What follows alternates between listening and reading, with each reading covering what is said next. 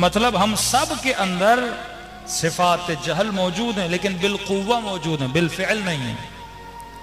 और क्योंकि खुदा ने कहा मैं तुझे दे रहा हूं, लेकिन अगर उस्यान करोगे तो मेरी रहमत से दूर हो जाओगे। ये ताकतें, ये सिपाही मैं तुझे दे रहा हूं, लेकिन अगर इन सिपाहियों को मैदान में लाकर मेरे खिलाफ इस्तेमाल करोगे तो मैं सजा दूंगा। तभी मासूम फरमाते हैं हसद दिल में रखोगे तो उसकी सजा नहीं है, बोग़्ज़ दिल में है तो इसकी सजा नहीं है,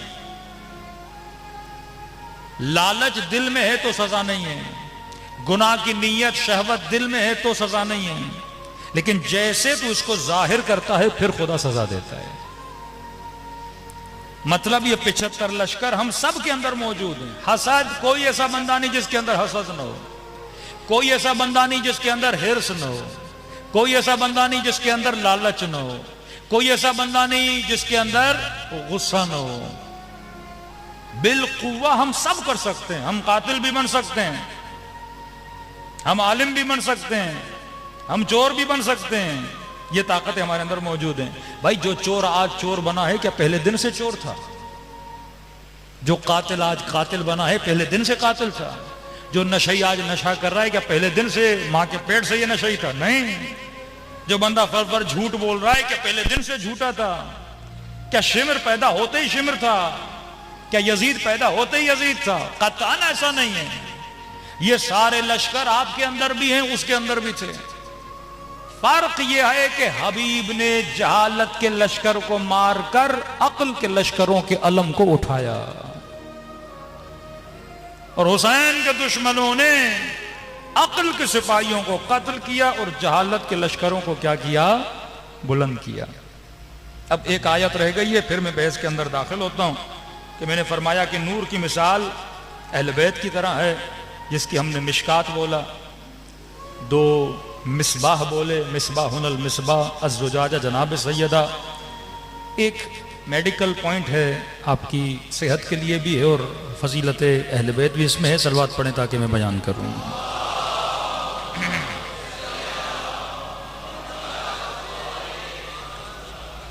वो ये है कि मैंने उस दिन कहा कि खुदा ने कसम किसकी खाई? वत्तीन व ज़ैतून। मुझे कसम है ऑलिव की, मुझे कसम है इंजीर की। और ये शजर कौन सा है?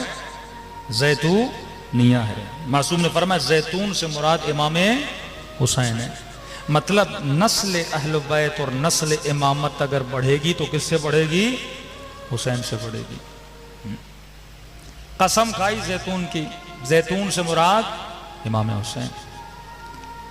जापान के डॉक्टर्स हैं, उन्होंने एक रिसर्च की, शायद मैं कई मजलिसों में बता चुका हूं।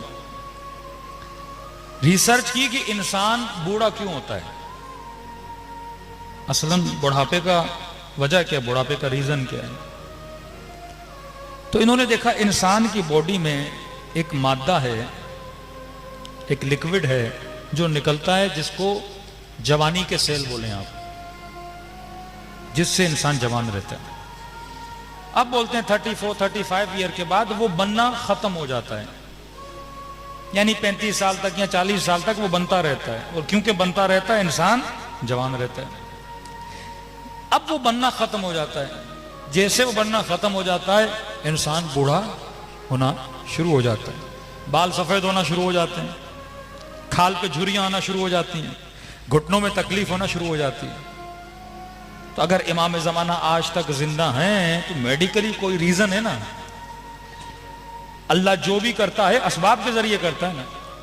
हमारा वो मटीरियल और मादा खत्म हो जाता है, मौला का खत्म ही नहीं हो रहा, तो मौला अभी तक क्या है?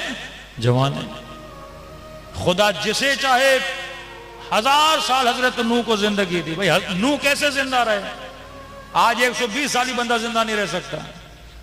तो वो चीज हजरत नूह के बॉडी में थी, मुदाम बन रही थी, जिससे हजरत नूह क्या रह रहे थे? जवान रह रहे थे। अब इन्होंने कहा कि हम देखें कि ये मादा किस चीज से बनता है, ताकि हम कोई दवाई बनाएं, कोई टैबलेट बनाएं, कोई गोली बनाएं, कि अगर ऑटोमेटिकली नहीं बन रहा, हम बाहर से इंसान के पेट में डालें और जिससे इंसान क्या रहे? जवान रहे। हजारों पौधों पे इन्होंने रिसर्च की कि वाकई ये किस चीज से बनता है, कैसे बनता है। तो कहते हैं हजारों पौधों पे रिसर्च करने के बाद एक नतीजे पे पहुंचे कि ये मादा 2 फलों में पाया जाता है। एक फल है ओलिव, एक फल है इंजीर, हाँ? का इन दोनों में पाया जाता है। और ये दोनों जवान रहने के फल हैं।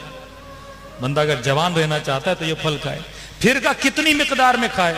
अब बंदा 10 टेबलेट खाए, 15 टेबलेट खाए, 1 किलो इंजीर खाए, 10 किलो इंजीर खाए, तो ये नतीजा निकाला अगर बंदा 7 जैतून खाए या 1 इंजीर या बरअक्स, तो ये इसका डोज है। अब इन्होंने रिसर्च की, ये रिसर्च पहुंची मिस्र के एक कुरानियात पे काम करने वाले बंदे पर। उसने देखा कि पूरे कुरान में परवरदिगार आलम ने एक फल का नाम 7 मरतबा लिया है और एक फल का नाम 1 बार लिया है। तो इन्होंने इन डॉक्टर्स को खत लिखा कि तुमने इतनी मेहनत करके इस रिसर्च पे पहुंचे हो, ये तो खुदा ने कुरान में हमें कब का बता दिया है। हाँ? इन फलों की खुदा ने, अब मैंने ये पढ़ा और फौरन पढ़ने के बाद मेरे जहन में रसूल खुदा की हदीस आ गई कि इन्नल हसन वल हुसैन सैयदा शबाबे अहले जन्नत।